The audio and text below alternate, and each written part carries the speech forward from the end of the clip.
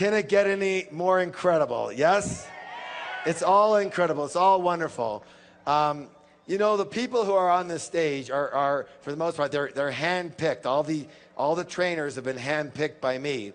And this next person that I want to bring up here, oh man, this guy is going to light a fire under your ass.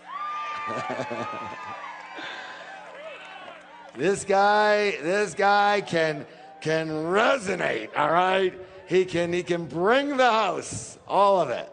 He is a renowned professional speaker, an author, television personality. He has a high energy message that really has people shake off mediocrity. Shake off what? And live up to their true greatness. And he has been honored with award after award after award after award after award.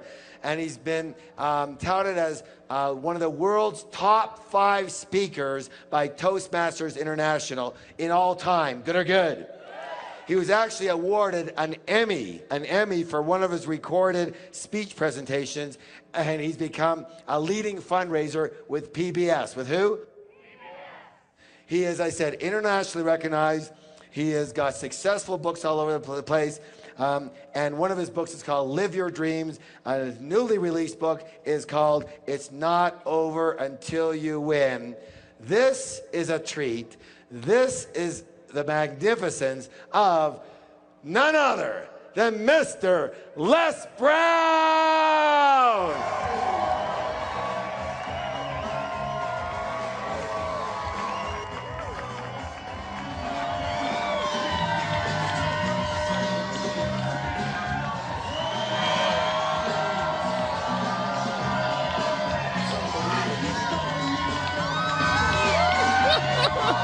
All right, let's get to it. It's so great to be here.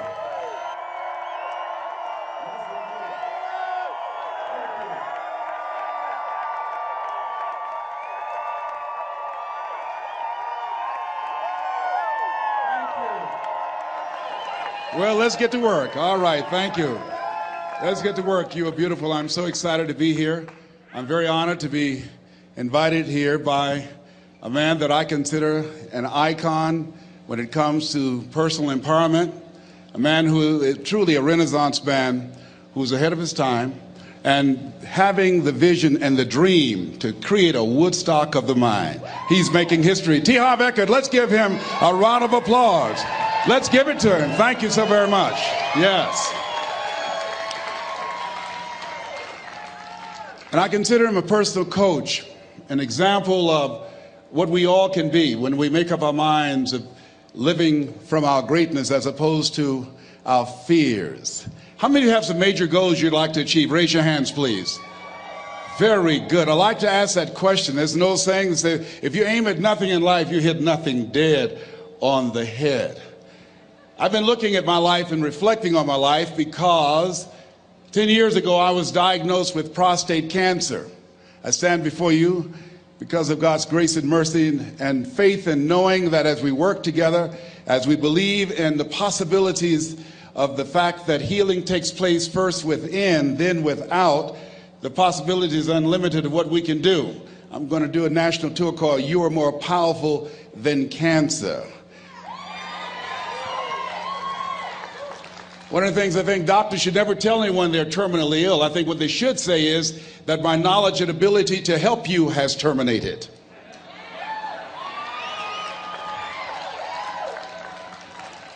My PSA 10 years ago was 110. As I stand before you, it's 270. 1 to 4 men, you know, that's normal. And PSA stands for prostate specific antigen, but to me, PSA stands for positively staying alive. I was reflecting on my life during the time when I received 238 radiation seed implants. And as I looked at my life, I asked myself a question. And I want to ask you a question.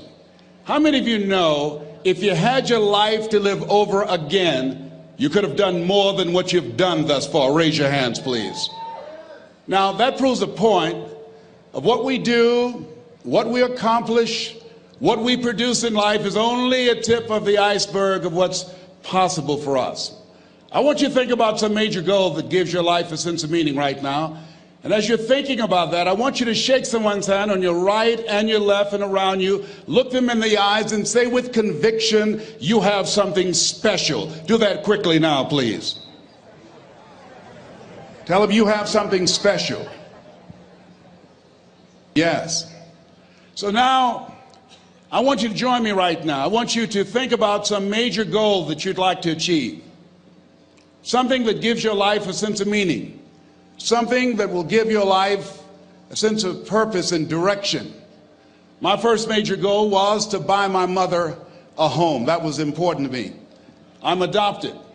I was born in a poor section of Miami, Florida called Liberty City, in an abandoned building on a floor with a twin brother. And when we were 6 weeks of age, we were adopted by Mrs. Mamie Brown. My mother was 46 years of age. She only had a third-grade education, but she had a PhD in mother wit. I feel like Abraham Lincoln, who said, all that I am and all that ever hope to be, I owe to my mother. I saw a sign once that said, God took me out of my biological mother's womb and placed me in the heart of my adopted mother. So my goal and dream was to buy my mother a home, to take care of my mother. My mother was a domestic worker on Miami Beach, and she would go to work, and many days she would take us with her. And we ate the food left over from the families that my mother cooked for. They were very kind and generous people. They would say, Mamie, whatever food is left over after you cook, you can pack it up and take it home to the children, the food that's left over after we eat, and feed those 7 children that you have adopted. Because of their generosity, many nights we did not go to bed hungry because they were so kind and so giving. We wore the hand-me-down clothes of the children that Mama kept. If they were too small, Mama could sew, she would let them out. If they were too large, she would take them in. And my mother was a great baker. She could bake a cake. She could bake a sweet potato pie so good you couldn't eat it with your shoes on. You had to take your shoes off so you could wiggle your toes. And I used to say, looking at the beautiful mansions that she used to clean, I would say, Mama. She said, what is it, boy? When I become a man, I'm going to buy something like this for you. I'm going to buy you a home one day. She said, oh, Leslie, you don't have to do that. I said, I know, Mama, but I want to. I'm going to one day. And she didn't know, and she was curious, where was I getting those thoughts from? I used to work and take care of Mr. Sidursky. He was a very demanding man, very meticulous guy. He would say, Leslie, I said, yes, sir, come here. Yes, sir, you did not clean this ashtray. I'm sorry, sir, I do apologize. And I'd clean the ashtray. And look at this dust here. Look at this dust. I'm sorry, sir. Now, what Mr. Sidursky did not know was that I deliberately didn't clean certain things because I wanted him to call me into his office. Because when he was in his office, he would listen to motivational messages by a guy by the name of Earl Nightingale. It's a series called The Strangest Secret in the World.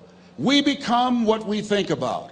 All of us are self-made, but only the successful will admit it. And as I heard those words, they began to program my mind and began to affect my thinking, and it changed how I saw myself. And my vision of myself began to expand. Listening to Bob Proctor talking earlier about awareness and how important it is, he most certainly is right, because I had the awareness at that point in time, as a result of being exposed to those messages, that I could do more than I was now experiencing.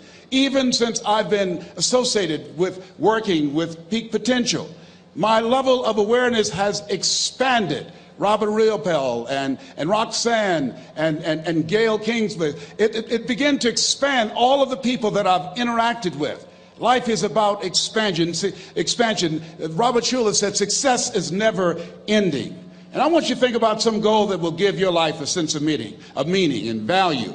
And whatever it is, I don't want you to limit it. I want you to expand it. I've found that most people fail in life not because they aim too high and miss. No, most people have been like me. Most people aim in life too low, and they aim too low and hit. I did that for many years, and many don't aim at all. So I want you to think about goals in 3 areas. Some personal goal that you'd like to achieve, something that gives your life meaning right now, and some career goal, some financial goal that you'd like to achieve, and your social contribution. Horace Mann said we should be ashamed to die until we've made some major contribution to humankind. My mother was a 22-year breast cancer conqueror. So before I leave the planet, my goal is to reduce the number of women who die from breast cancer in honor of my mother. How many men are over 40? Raise your hands, please. As a 10-year prostate cancer conqueror, my goal is to decrease the number of men who die from prostate cancer, encouraging you to get your PSA test if you haven't done so, or your digital rectal examination. And I'll be glad when they can check our prostate by looking in our ears. There's got to be a better way. I'm turning red as I talk about it, but you can't see it. A friend of mine, he's a urologist now, used to play a lineman for Ohio State University. He said, "Hey, Les, let me give you a free rectal." I said, "No, buddy, you're too motivated." Hope we don't roll like that. Huh? My goal before leaving the planet is to reduce the number of kids that are impacted by autism, to find a cure for autism, to work to raise money and to raise awareness, to eradicate it from the planet before I leave here. What's your goal? What's your dream? What is it you want to do with your life? Dr. Joelle Martin said something that I love. She said, "What would the world be like if everybody lived their dream?" Here's what I've found about life. It's not as complicated as I used to make it. I think that life is about dreams and stories. Everything that exists, the world at one time was barren, but everything that exists, hotels, planes, they weren't here. Everything that we see every day, computers, all of the things that we see, someone had a dream. Someone had a dream of a person standing on stage and their voice being amplified so they don't have to scream and yell and can be heard by thousands. Someone had that dream of how to transport us from one place to the other quickly and safely. The clothes you have on, where you're now seated, all came out of somebody's dream, the world's greatest achievement. What is your dream? I said that you have something special. I didn't say that just to be kind. I said it because it's true. You are God's chosen vessel. You were chosen, 1 out of 400 million sperm. You have something in you that when you were chosen, when you showed up, there's something in you that if you don't do it, all of us will suffer. Repeat after me, please. Live full. Die empty. Let's say it again. Live full. Die empty. Dr. Howard Thurman, one of the mentors of Dr. Martin Luther King Jr. and Albert Schweitzer and Mahatma Gandhi, he was a very brilliant writer. He wrote some things that really grabbed me. He wrote, "Deep is the hunger, the voice of the genuine, the centering moment." During the time after receiving 238 radiation seed implants, I was reflecting on his words, and these words kept me up that night. He said, "The ideal situation for a man or woman to die is to have family members praying with them as they cross over." He said, "But imagine, if you will, being on your deathbed and standing around your bed, the ghost of the dreams, the ideas, the abilities, the talents given to you by life, and that you, for whatever reason, you never went after that dream. You never acted on those ideas. You never used those talents. You never used those gifts. And there they are standing around your bed looking at you with large angry eyes saying, 'We came to you, and only you could have given us life. And now we must die with you forever.'" And the question is, if you died today, what dreams, what ideas, what talents, what books, what music, what leadership, what voice will die with you? Miles Monroe, great orator and speaker, said the wealthiest place on the planet, it's not in the Far East where there's oil in the ground. It's not in South Africa where there are diamond mines. He said the wealthiest place on the planet is the cemetery. Because there you'll find greatness that we've never seen. There you'll find talent and genius and potential never actualized. Perhaps that's why Henry David Thoreau wrote the words, "Oh God, to reach the point of death, only to realize that you've never lived." Maybe that's why some unknown writer wrote the words, "What if you live your whole life only to discover that it was wrong? That it was wrong. That you were chosen to do something else and you didn't do it." Repeat after me, please. Live full. Die empty. I want you to take some notes and some things, and I want you to think about your goals and dreams in the three categories that I mentioned: personal, professional, and your social contribution. How many of you are serious about your goals and dreams? Raise your hands, please.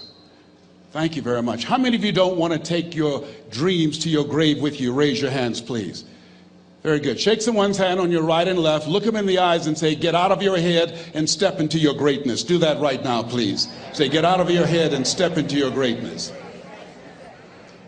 I want you to write this down. Let us say together, as you think about your goals and dreams, let us say together, "It's possible," together, please. Yes, write that down. See, ladies and gentlemen, as an entrepreneur, I've been an entrepreneur for 20 years. This is my 21st year. I could have been speaking and training for 34 years. But for 14 years, I was living in my head. For 14 years, I stopped myself. For 14 years, I used to go see Zig Ziglar, that I considered the #1 motivational speaker on the planet. Zig Ziglar and Tony Robbins, they're the best on the planet. Bob Proctor, they're the best on the planet. Jack Canfield, Mark Victor Hansen, T. Harv Eker. I would go and see them, and then I would leave, and my conversation with myself was, my heart would say, "I can do that." And then my mind would ask, how? How would you do that, Les Brown? See, when I was in the 5th grade, I was identified as EMR, labeled educable mentally retarded, put back from the 5th grade to the 4th grade. I failed again when I was in the 8th grade. I have no college training. And a man changed my life, and I'll never forget his name, Mr. Leroy Washington. He's in his 80s now, and he's blind from glaucoma, but he gave me a different vision of myself. I was in his class waiting on another student. He came in and said, "Young man, go to the board and work this problem out for me." I said, "Oh, sir, I can't do that." He said, "Why not?" I said, I'm not one of your students." He said, "Look at me." "Yes, sir. Go to the board and work the problem out anyhow." I said, "Sir, I can't do that." He said, "Why?" I said, "Sir, because I'm educable mentally retarded, sir. I'm in special education." And the students started laughing. They said, "That's Leslie. That's not Wesley. He's DT. Wesley is the smart twin." He said, "What does DT stand for?" I said, I'm the dumb twin, sir."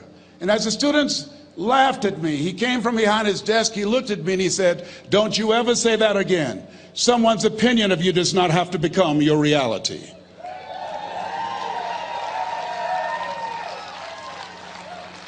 On one hand, I was humiliated, but on the other hand, I was liberated, because he looked at me with the eyes of Goethe, who said, "Look at a man the way that he is, he only becomes worse. But look at him as if he were what he could be, then he becomes what he should be." And so we developed a relationship. And one of the things that I can just tell you as you think about your goals and dreams, all of us can say in a spirit of integrity that it's possible. That if anybody at any point in time lived their dream, then it's possible that I can live mine.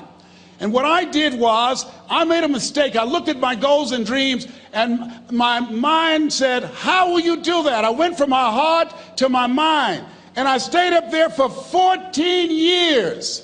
14 years. I can't bring those 14 years back. Those years are gone. And I've made a mission in my life to help people to stop putting it off and procrastinating. How many ever thought about something you wanted to do and you procrastinated, you talked yourself out of it? Raise your hand, please. There's a proverb that says, "If there's no enemy within, the enemy outside can do us no harm." And so, as you look at your goals and dreams, every day we must convince ourselves, we must sell ourselves on that it's possible. Every seminar, every workshop, every book that I've ever read, every speaker that I've ever heard, it interrupted what I was believing about myself. Everything that you do, everything matters. As you go through each day, I know now as I look back at age 63, looking at my life, everything matters. T. Harv is right. How you do anything is how you do everything. And I realized that the choices I was making was based upon how I saw myself. Let us say together, it's necessary. Write that down. It's necessary as you look at your goals and your dreams, it's necessary that you have a strategy and a game plan to change the story that you believe about yourself. And that's an ongoing process. I've discovered, and many people have, that what we do, what we accomplish, what we produce is a result of the story we believe about ourselves. My favorite book says, "Be ye not conformed to this world, be ye transformed by the renewing of your mind." And so as I began to work on myself, I realized that I'm getting out of one story and stepping into another story. As I become aware of some things, there's still some things I'm not aware of. So I'm still growing, I'm still developing. I'm like the lady who said, "Lord, I ain't what I want to be, ain't what I'm going to be, but thank God I sure ain't what I was." But I realized that you have to work on yourself on a regular basis, and write this down, for mental mindset. For mental mindset and stamina. Because things are going to happen to you. I believe that the reason that most people go to their graves with their talents and abilities and skills in them is because of the fact, number one, many are like me. They didn't know that they didn't know and thought they knew. I thought I knew myself, and I really didn't know myself as well as I thought. I've discovered that sometimes people can take you to a place within yourself that you can't go by yourself. The other reason is I was afraid. I never worked for a major corporation. I wanted to speak for corporations. I was afraid I would be exposed because I don't have a college education. I felt inferior because of the fact that I don't have a college education. I allowed that level of fear of failure to stop me. And because I never had any experience in it, I assumed that I could not do it.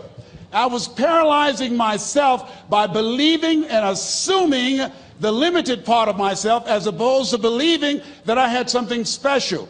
You have something special. There's something you want to do. Because you don't know how to do it doesn't mean that you can't learn. I like something that I heard. You don't have to be great to get started, but you have to get started to be great. Repeat after me, please. Leap and grow your wings on the way down. See, the people that will live their dreams, the 2% that will do that, these are, and write this down, become a risk taker. They're risk takers. They don't mind failing. They don't mind making mistakes. They're willing to take life on, take life in the collar. Viscott said, if you're not willing to risk, you cannot grow. And if you cannot grow, you cannot become your best. And if you cannot become your best, you can't be happy. And if you can't be happy, then what else is there?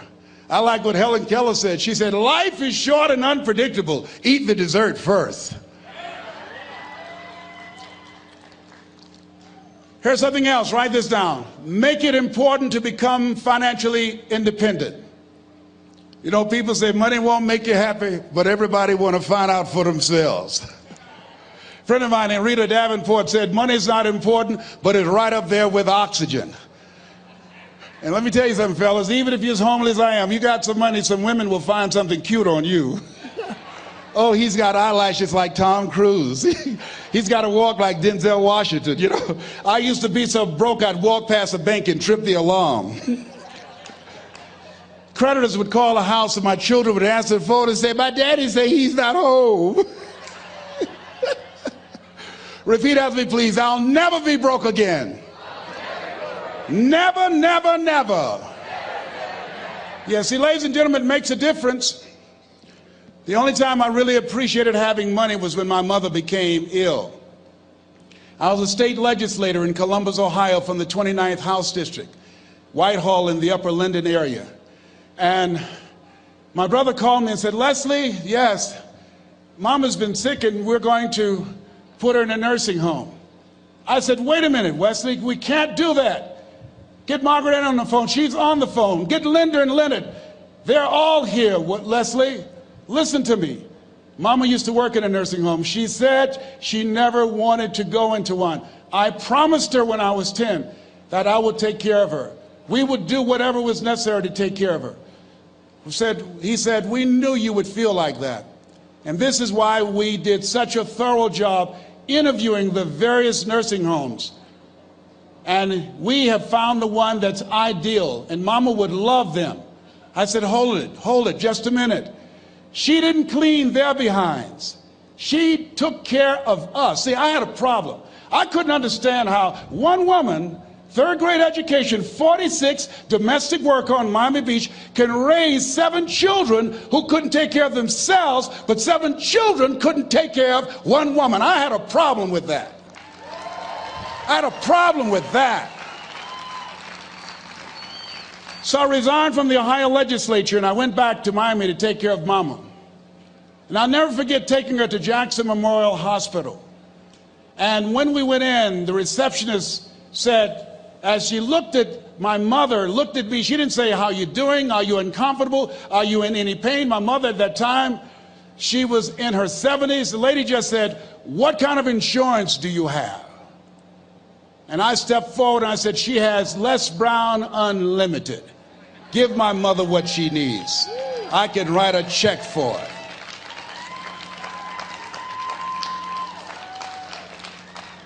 It gives you choices. It determines the difference in life and death, the ability to afford health care, the quality of education that you can provide for your children, the ability to make a difference in the community. I'm doing training with young people in an area of Chicago called Englewood, where more young men have been killed in Englewood than in the Iraqi war, teaching them how to develop their minds, how to develop their communication skills, how to dress like a prospect rather than a suspect, how to stay away from negative people and develop the skills to make it in a global economy. Money makes it possible for me not to have to depend upon some government agency to make that happen. So as you look at yourselves, make it important that you find some way to use your talents and gifts to generate the income that allow you to control your destiny. I read something that said, either you control your destiny or someone else will. Here's the other thing. Repeat after me, please. Take care of myself. Yeah, so you got to take care of yourself. I'm 63. I can do 140 push-ups nonstop after warming up. I couldn't do that when I was 20 years old. And the reason that I do that, the exercise reduces the possibility of cancer reoccurring by 32% or spreading by 30%.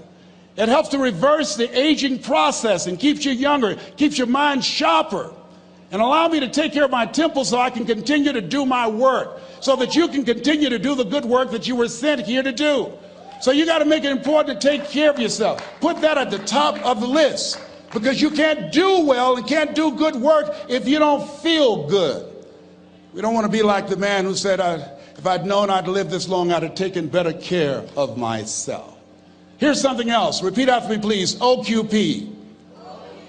Only quality people. Yes, look at your relationships and ask yourself the question, Jim Rohn would ask this question, what is this relationship doing to me? Sidney Poitier wrote a book called The Measure of a Man. I love the tapes because I love his voice.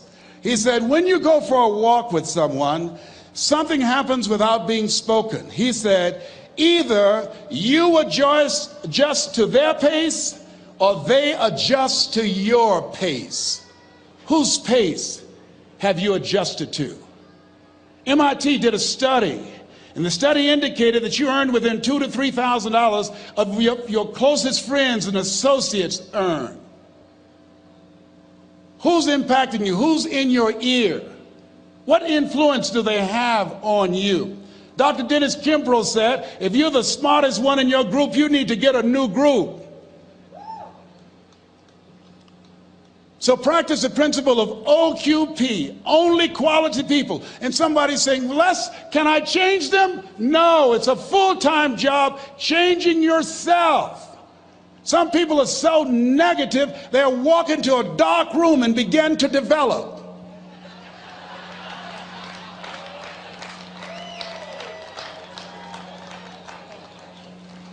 My family members and friends call me crazy for going to seminars, spending money on books and tapes and going to seminars. When are you going to stop going? I said, when I die. That's when I'll stop.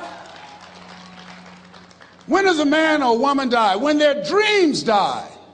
When do we die? When we stop developing ourselves, expanding our minds, challenging ourselves, raising the bar on ourselves. The best thinking that I had at that point in my life, it produced this life that I have.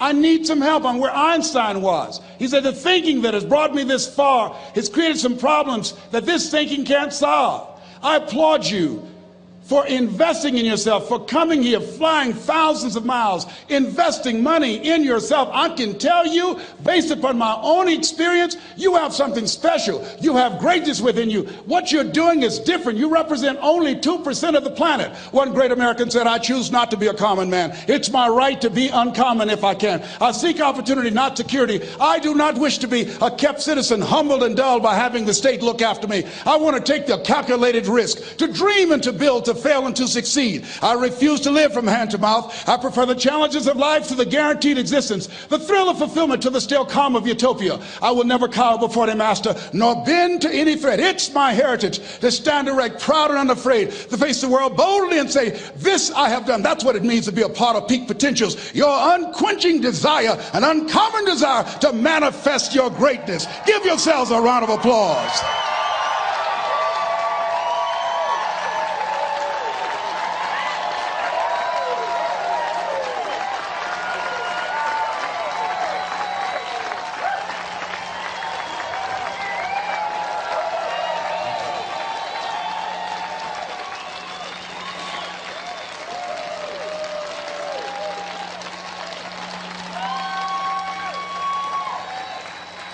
Thank you.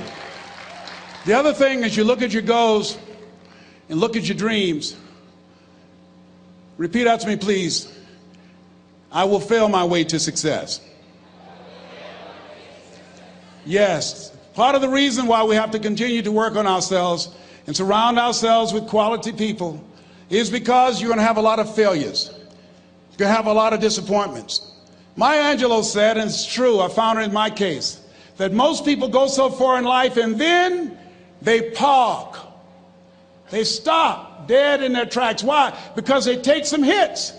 When you have a goal and dream, think it not strange that you face the fiery furnaces of this world. You will have tribulations. Things are going to happen to you. I was in pursuit of my dream, and all of a sudden, boom, I got hit.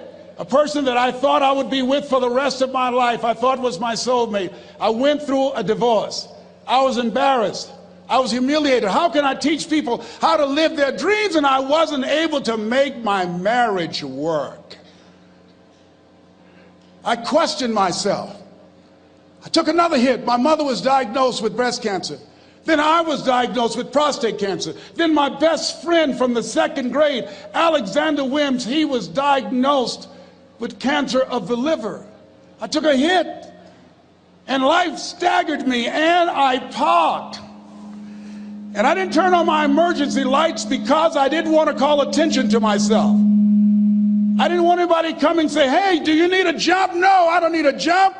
I'm not out of gas. My battery is not dead. My heart is beating. I'm parked. Leave me be. I'm parked. I was in my comfort zone. I was doing just enough to get by. I was working on a job. They paid me just enough to keep me from quitting, and I worked just hard enough to keep from getting fired. How many know people like that? Blink your eyes if you understand what I'm talking about. I was parked. I knew I could do more. But when my mama died, it took something out of me. When I went through a divorce, it took something out of me. When my best friend died, it took something out of me. I parked. And somebody said that life is like an onion. You have to peel it one layer at a time. And sometimes you cry. Life's going to happen to you when you have a dream. You're going to get slapped around. And don't take it personal. Don't ask, why did this have to happen to me? Why not you? Who would you suggest? You want to give us some names, some email addresses? And don't tell everybody. 80% don't care, and 20% glad it's you. It's called life. Suck it up. and move on. Get over it.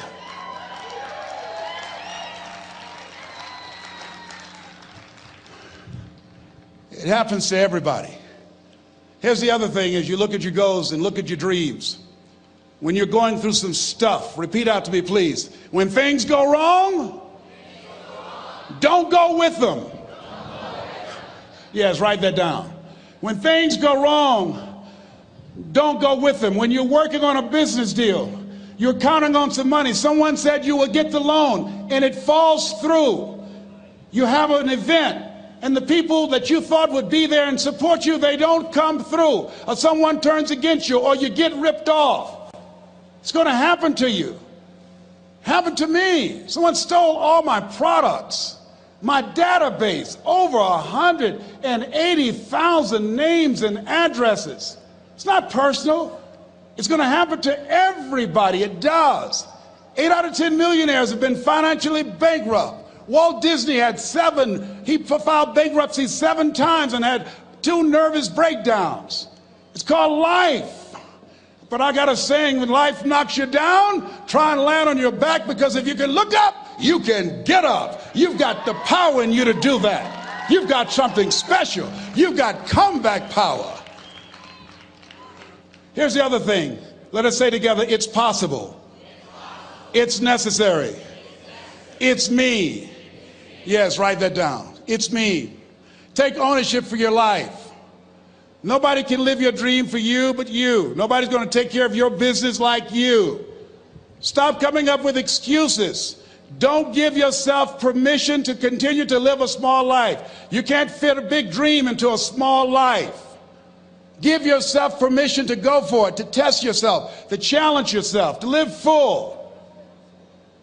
I like the saying, always strive to get on top in life, because it's the bottom that's overcrowded.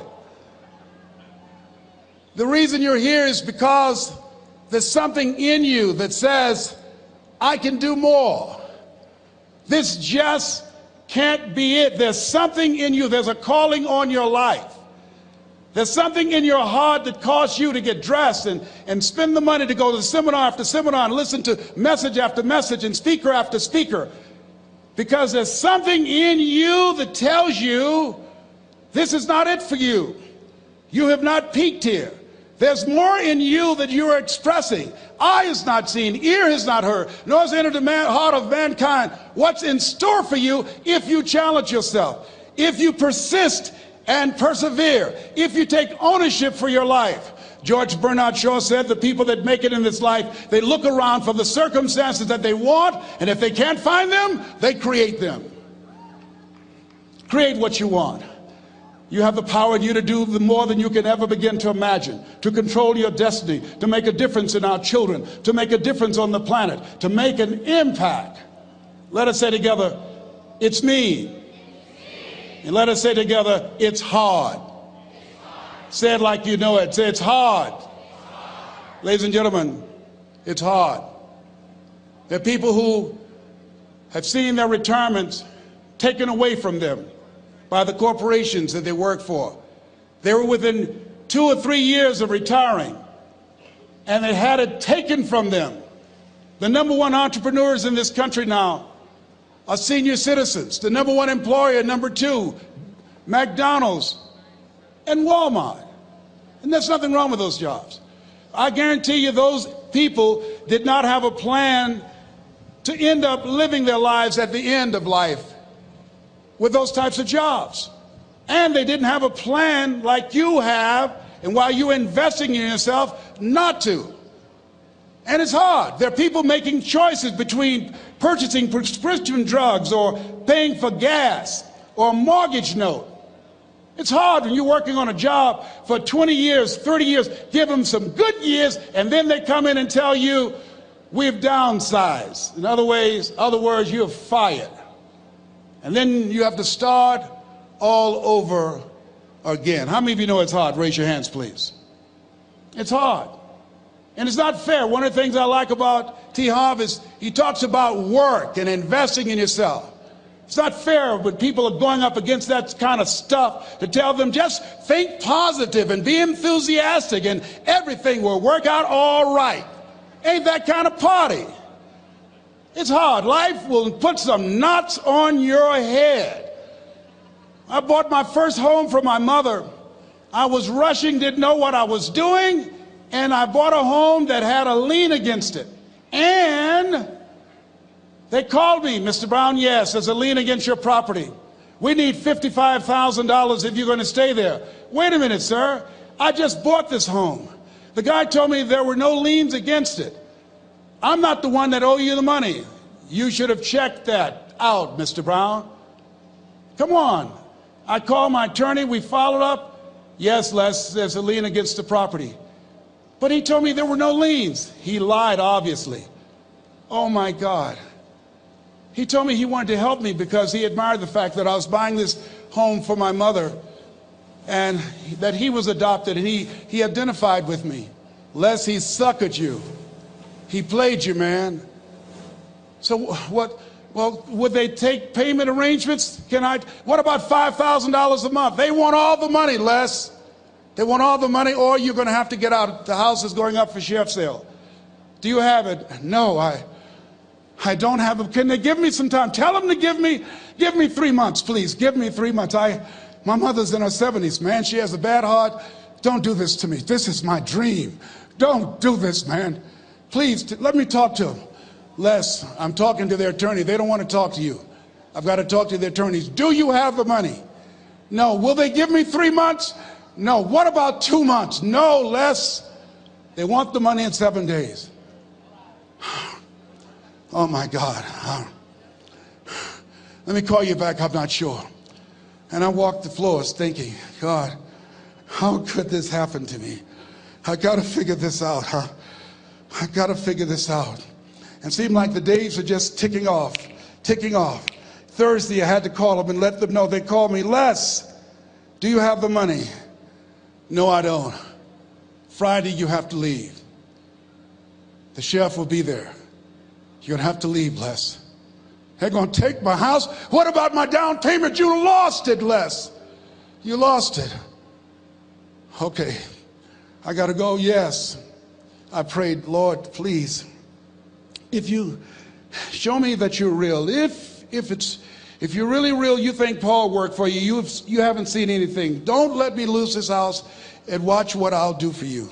I was trying to cut a deal. Have you ever tried to cut a deal?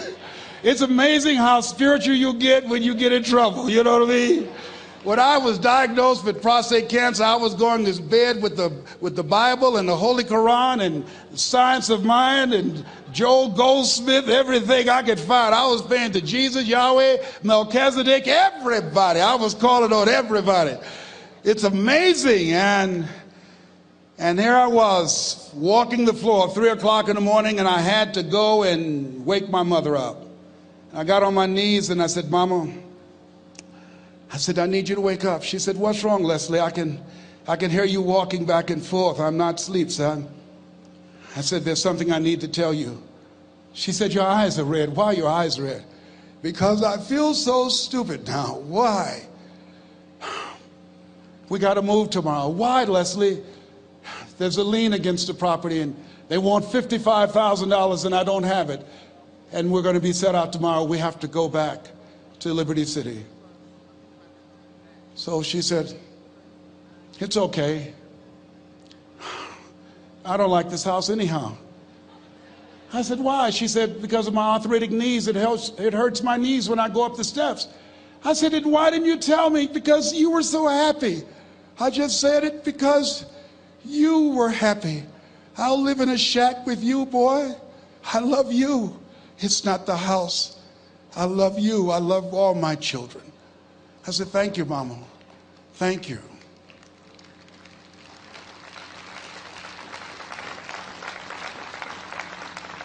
And the next day when we were in the truck going back to Liberty City and we pulled down 68th Terrace, the neighbors came out and said, whoa, Mamie, y'all coming back? Are you back? Yes. What happened to the home your boy bought for you? Those boys you adopted. Leslie didn't do a title search. He made a mistake. And boy, I was so humiliated. How many ever made a mistake that you were just humiliated? Raise your hands. I was devastated. I was taking the furniture off the truck, and my mother came, and I was crying. And she said, boy, I said, yes, ma'am. She said, hold your head up. I said, Mama, I can't. She said, hold your head up.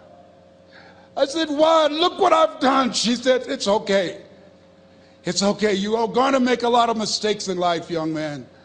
You're going to fail your way to success. You have nothing to be ashamed of. Keep your head up and take that furniture back in the house. I said, yes, ma'am. And I learned something from that. If you ever go through something, hold your head up.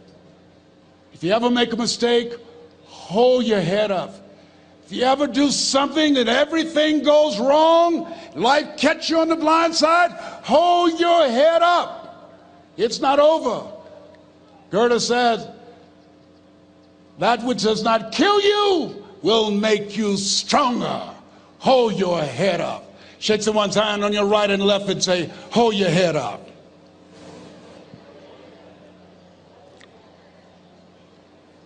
Here's something else, ladies and gentlemen.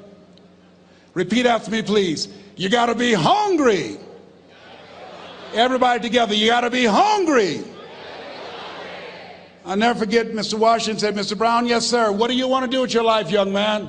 I said, sir, I want to be a disc jockey. He said, Mr. Brown? I said, yes, sir. He said, you got to be hungry. I said, what do you mean by that? He said, people that are hungry are willing to do the things today others won't do in order to have the things tomorrow others won't have. People that are hungry are willing to invest in themselves. People that are hungry will go to seminars and workshops. People that are hungry are always searching, always seeking higher ground. So how do you want to make it? I said, I want to be a disc jockey. He says, good. Here's what to do. He said, I want you to read 10 to 15 pages of something positive every day. He said, you don't get in life what you want, you get in life what you are. You must program yourself to success. He said, I want you to listen to Earl Nightingale and Zig Ziglar. Listen, faith comes by hearing and hearing and hearing. He said, I want you to change your relationships. And I don't want you to ever lose your hunger. I said, what do you mean by that? He said, people that are hungry are unstoppable. People that are hungry are no matter what people. They make it happen no matter what. He said, I want you to listen to Paul Harvey. Who is he? He's the world's greatest communicator. Success leaves clues, young man. Always listen and follow people who are doing what it is you want to do at the level you want to do it, and learn from them. I told T. Hobb when we were standing by the stage, I said, hey man, I want to work more with you. I want you to coach me. I want to learn from you. See, I found you're never too old to learn and you're never too young to teach. Always have a thirst for learning. So I listened to Paul Harvey every day on the radio. While in school, I would go out and listen in his car. He gave me his keys. I was working to develop myself. And I continued to listen to motivational messages, and he would take me to see the late Dr. Norman Vincent Peale, who wrote the book, The Power of Positive Thinking. I toured with him before he passed. You have something special. You have greatness within you. Don't allow your circumstances to determine who you are. Don't allow your negative thoughts to hold you back. You have something special. You can do more than you can ever begin to imagine. Dr. Peale was an incredible man. I admired him. When he spoke, he gave me goosebumps. I can feel him in my heart. And I never forget, we were coming back to the school, and Mr. Washington said, Mr. Brown, yes, sir. When Dr. Peale spoke, you didn't move. When he spoke, you were hanging on every word. When he spoke, we didn't have to tell you to sit down and be quiet. Why? I said, sir, I could feel him when he talked. I felt like he was talking to me, sir. He said, he was. I said, but he doesn't know me, but he was speaking to you. Did you feel him in your heart? I said, yes, sir. He said, most people feel him in their head. If you felt him in your heart, he said, listen to him, son. Follow him, learn from him. And I would go to seminars and workshops. Anywhere I would find where Dr. Peale was, I would be in the audience. I would drive 200 and 300 miles just to hear him speak. And my dream and vision was was to share the stage with him. I thought about it. What is your goal? What is your vision? I want you to hold it in mind. There's some power in that, because when I became involved in speaking, I never forget, I got a call from Og Mandino, who wrote the book, The Greatest Salesman in the World. He said, Les, I'm stuck in Philadelphia. I need to be in Kankakee. Dr. Norman Vincent Peale is appearing. I can't make it. I heard you're in Chicago. I said, yes, I am. Can you go and open for me? I said, yes, man. Oh, my God. Dr. Peale, I said, yes, I'd love to do it. And I went there and I came. I said, hi, I'm Les Brown. He said, you're not the band of renown? I said, no, I'm Mrs. Mamie Brown's baby boy. I'm here to speak. He said, come backstage. And his wife, Martha, was there. And she said, Papa, Les Brown is here, the speaker. And he said, Les Brown, shoot for the moon. Because even if you miss, you'll land among the stars. I said, sir, that's my quote. I wrote you when I was in the 11th grade. I was a part of a special education class project. That's my quote. He said, I know. I end all my speeches with that quote.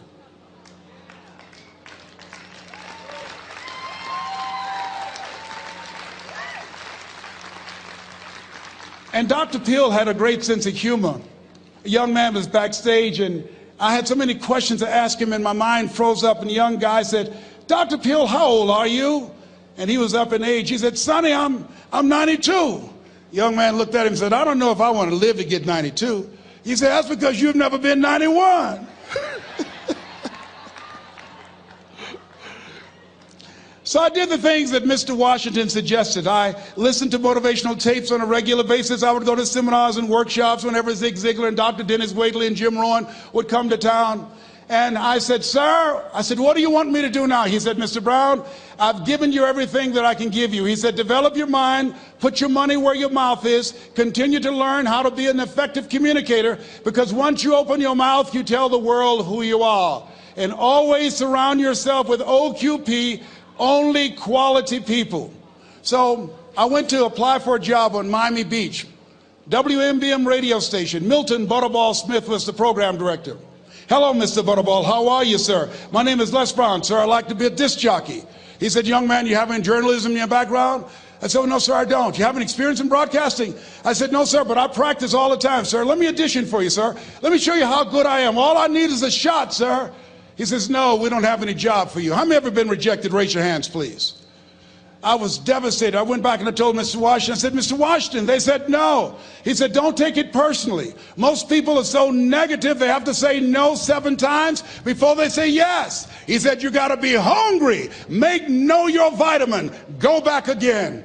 I said, yes, sir. Hello, Mr. Butterball. How are you, sir? My name is Les Brown, sir. I like to be a disc jockey. Young man, weren't you here yesterday? Yes, sir, I was. Didn't I tell you no yesterday? Yes, sir, you did. Then why are you back today? Well, sir, I didn't know whether or not somebody was laid off or somebody was fired, sir. Nobody was laid off or fired. Now, get on out of here. I came back the next day. Hello, Mr. Butterball. How are you, sir? My name is Les Brown, sir. I like to be a disc jockey. I know what your name is. Weren't you here the last 2 days? Yes, sir, I was. Didn't I tell you no the last 2 days? Yes, sir, you did. Why are you back? Oh, sir, I didn't know whether or not someone got sick or someone died, sir. No one got sick or died. No one was laid off or fired. Now, don't you come back here again. I came back the next day talking loud, looking happy like I was seeing him for the first time. I said, hello, Mr. Butterball, how are you? He looked at me with rage. He says, go get me some coffee. I said, yes, sir.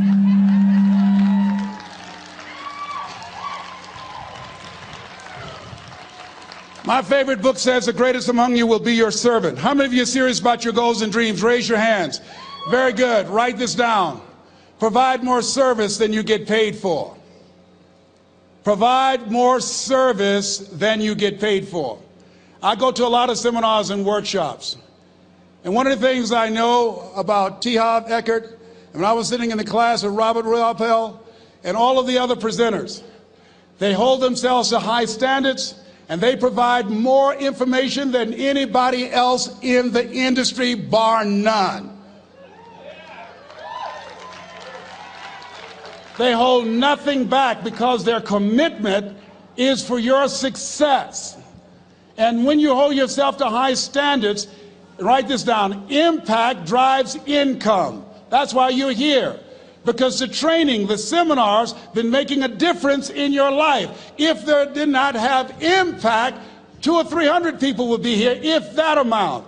Impact drives income. So I became the errand boy for the disc jockeys. I would go get their lunch and their dinner, and I would bring it to them in the control room, and I'd watch them working the control boards, knowing my time will come. Write this down. I expect to reach my goal. Yes, you want to operate with a spirit of expectation. I expect to reach my goal. So I started preparing for the next position. Never forget one quote that I heard. As you look at your life, you look at your goals and dreams. It's better to be prepared for an opportunity and not have one than to have an opportunity and not be prepared. If you expect to reach your goal, prepare yourself now. And so then pretty soon, the guys at the station, they begin to take a liking to me. Write this down. Build relationships. As you're aware, people deal with people that they know, like, and trust. And so they would say, Leslie, yes, sir. Come here, yes. Come outside. Who did this? Oh, your car? Yes. Who cleaned my car? I did, sir. I would wax their cars on the weekend, inside and out. How much do you charge? Oh, nothing, sir. I just wanted to help out. I was providing more service than I got paid for. I was building relationships. They said, whoa, look here. Donna Ross and the Supremes are coming to town. The Four Tops and the Temptations. Here are my car keys. Pick them up for me. Take them to the Fontainebleau Hotel on Miami Beach. I said, yes, sir. I would drive them all over Miami Beach in their big, long Cadillacs. I didn't have any driver's license, but I was driving like I had some. Then one day, it was a Saturday afternoon. A disc jockey by the name of Rockin' Roger was drinking while he was on the air. It was a Saturday afternoon, and I was the only one there. Rockin' Roger got so drunk, he could not complete the show. He started slurring his words. He's about to fall off the chair. And there I was, looking at him through the control room window, walking back and forth, young, ready, and hungry. I was saying, drink, Rock, drink. Drink, Rock. I'd have gone and get him some more if he'd asked me to. Then pretty soon the phone rang. It was the general manager, and I answered the phone. I said, hello? He said, young boy, this is Mr. Klein. I said, I know. He said, Rock can't finish his program. I said, I know. He said, would you call one of the other DJs in? I said, yes, sir. I said to myself, he must think I'm crazy. I called my mom and my girlfriend, Cassandra. I said, y'all come out on the front porch and turn up the radio. I'm about to come on the air.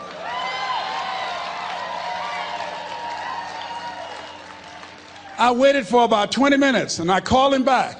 I said, Mr. Klein, I can't find nobody. He said, young boy, you know how to work the controls? I said, yes, sir. He said, go in there and segue the records, but don't say nothing here. I said, yes, sir. I couldn't wait to get old Rock out of the way. I put on a fast record. I said, look out, this is me, LB Triple P. Les Brown, your platter playing papa. There were none before me, and there will be none after me. Therefore, that makes me the one and only. Young and single and love to mingle, certified, bona fide, indubitably qualified to bring you satisfaction and a whole lot of action. Look out, baby, I'm your love man. I was hungry. I was hungry. Get old man a round of applause. I was hungry. I was hungry. You got to be hungry. Shake someone's hand on your right and left all around you and say, you got to be hungry. You got to be hungry. To get those dreams out of your head and step into your greatness, you got to be hungry. To get those ideas, that talent, that gift out of your system, you got to be hungry. To get up off the canvas of life and understand what Willie Jolly meant, that a setback is a setup for a comeback. You got to be hungry. People that are hungry are willing to do the things today others won't do in order to have the things tomorrow others won't have. How many of you got value out of what you've heard thus far? Raise your hands, please. Very good. I would like to leave this with you. I don't know what your goals are. I don't know what you want to do. Here's what I know about you. You have greatness within you. Here's what I know about you. I can help you to live full and to die empty. I can show you what I've learned. If anybody told me that I would be doing what I'm doing now, I leave here today, I go to New Orleans and speak there, then I'll be flown to Barcelona. If anybody told me, given my circumstances, born in an abandoned building on a poor section of Miami, Florida, called Liberty City, both my birth parents stood up and said, "Hello, son," I would not know either one. Being labeled educable mentally retarded, put back from the 5th grade to the 4th grade, failed again when I was in the 8th grade, no college training. Anybody told me the principles that I would teach you, that they would have the impact that it has had on my life. This Les Brown that you see, I did not know he existed. And I tell you that you have greatness within you. You have the ability to do more than you can ever begin to imagine. Come into the room with me, and I guarantee you your life will never be the same again. I like to leave this with you. I don't know what your goals are. Mine is to find a cure to autism. Mine is to find a cure to breast cancer and to prostate cancer. Mine is to work with our youth and to reduce the recidivism rate in our prisons and help young people learn how to become an asset to our society rather than a liability. Mine is to train speakers to become great communicators, to speak from their heart, not their heads, and teach them how to impact and create a new conversation so people can see the possibilities of life and overcome the possibility blindness that held me hostage for 14 years. I don't know what your goals are, but here's what I know about you, and I don't know you. You've got greatness within you. And I like to leave this with you, something my mother used to love to hear me say. "Leslie," "Yes, ma'am, Mama." "Say that thing for me, boy, that makes me feel good."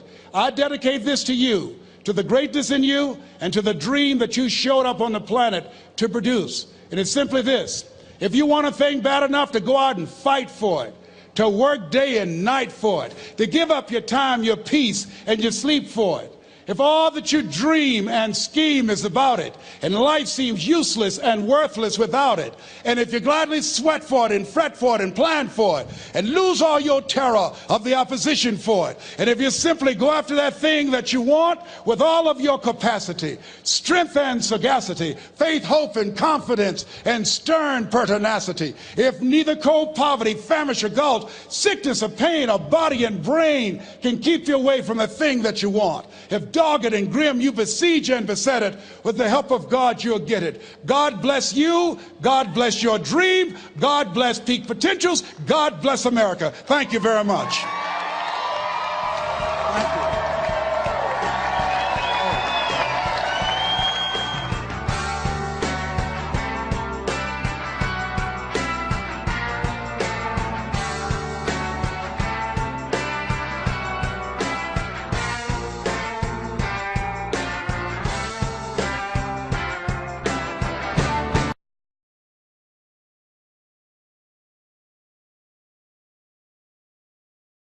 Thank you.